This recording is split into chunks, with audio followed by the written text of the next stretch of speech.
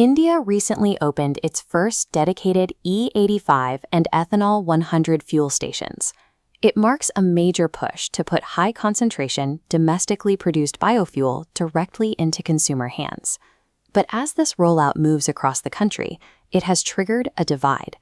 While pure ethanol has a research octane rating of about 108.5, higher than premium petrol, the transition is causing significant friction for everyday drivers. The ethanol-blended petrol program functions as a macroeconomic lever, shifting the weight of India's energy sourcing from foreign oil to domestic agriculture. India currently imports roughly 88.5% of its crude oil. By substituting that oil with biofuel, the government aims to reduce its exposure to global supply shocks while increasing the income of its own farmers. To understand why a high-performance fuel is causing so much debate at the pump, we have to trace its origin back to the fields. The fuel pump is the terminus of a massive agricultural and industrial supply chain that connects millions of rural hectares directly to the country's transportation infrastructure. The process begins with fermentation. Inside large tanks, living yeast metabolizes the sugars in sugarcane juice and molasses, converting raw biological inputs into alcohol. That mixture then moves to heavy industry. It is pumped into towering distillation columns and heated, progressively stripping away impurities to raise the alcohol concentration. To reach fuel-grade quality, the liquid passes through molecular sieves. These grids trap water, resulting in pure anhydrous ethanol. Since it cannot be sent through standard pipelines, it is transported by tanker trucks to regional terminals. At these terminals, pure ethanol is precisely mixed with regular petrol.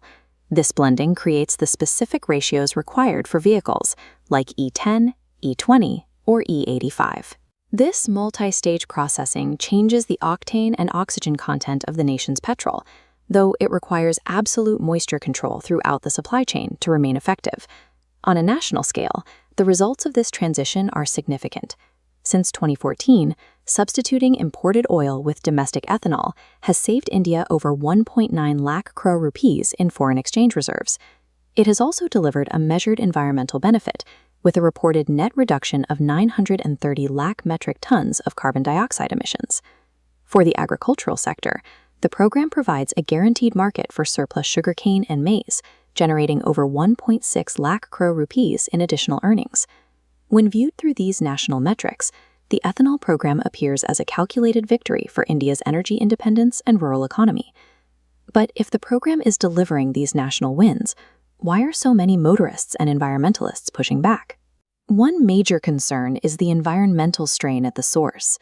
Producing enough sugarcane to meet fuel targets requires a massive agricultural water footprint, often in regions already facing water scarcity.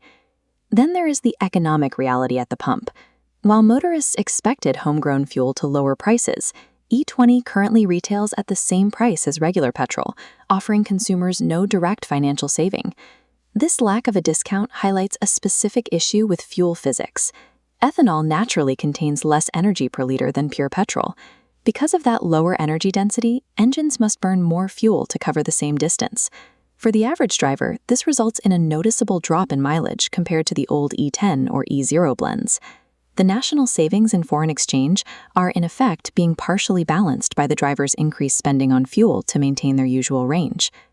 Beyond mileage, there is the issue of moisture. Ethanol is hygroscopic, meaning it actively absorbs water from the atmosphere, which creates a specific risk for older, non-compatible engines. In vehicles not designed for high blends, this fuel can degrade rubber seals, corrode metal components, and cause plastic fuel systems to decay over time. The scale of this mechanical friction is immense. Millions of older vehicles currently on Indian roads were never engineered to handle E20 fuel. Integrating ethanol into the national supply requires a calculated trade-off between macro-level energy security and the mechanical limits of a massive legacy fleet. Ultimately, India's energy future depends on more than just mastering the fuel's chemistry. It relies on the logistical challenge of matching the right fuel to the right vehicle.